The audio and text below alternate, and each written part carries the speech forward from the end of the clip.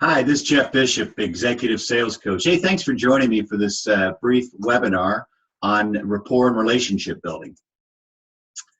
Many of you are in the business of sales, and this is obviously a very vital skill. So where does the term rapport come from? It's really a French word meaning to give or offer back. So Malcolm Gladwell, many of you may have read this book, Blink, and he's written some incredible books. If you haven't read some of his books, highly recommend them. They're very thought-provoking and very insightful and very applicable to what we do in the world of sales. But in his book, Blink, he writes that within 2 seconds, our adaptive subconscious helps us make decisions every bit as good as decisions made cautiously and deliberately. And what he says in there is, part of that is we immediately have a sensation about people that we meet. So our first impression is very, very important. Or as you've maybe heard the old adage, you never get a second chance to make a first impression. So in terms of developing that relationship and creating good rapport, highly recommend that you be genuine. Don't be somebody that you aren't. Also, be warm and friendly. People like people who are warm and friendly and engaging.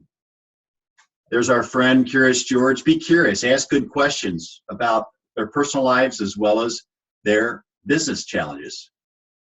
For many of you who watch Mad Men, the Mad Men series on AMC, that's Betty, Don Draper's wife, and then later on ex-wife. Not giving you spoilers there for you if you're a fan of TV shows and pop culture. But she was very needy. So make sure you're not too needy in working with your customers, prospects, or clients.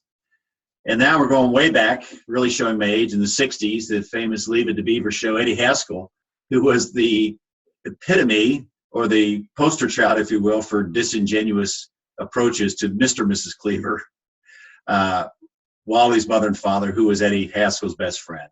So don't be disingenuous. Give genuine compliments to people. People love to be complimented, but make sure it's genuine and not artificial. There's another great, one of our great leaders in business, Steve Carell, played Michael on The Office.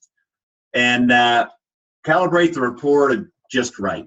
So make sure that you're engaging in the dialogue properly. You don't hurry it along, but yet you don't let it wane too long. Certainly as well, I mentioned being yourself, but you also want to make sure you're reading the culture of the customer and the environment that you're in and adapt your personality accordingly. Don't give up your personality, but you may want to turn the volume down or turn it up a little bit depending upon the culture. Certainly, hopefully you don't have to do this, but sometimes it can feel like this. You want to balance your selling, presenting your product, service, or solution, along with proper questioning. And then certainly, with the hound dog here, you want to actively listen, right? You should be all ears to what your prospects, customers, or clients are saying. Another piece, and this is not to discourage us, but just a general reminder that for most of us, we're an interruption to people's days. I mean, if you think about it, most people don't get up every day and say, oh, I can't wait to talk to a salesperson. So don't forget that you're interrupting. You're right in the middle of the day for many people.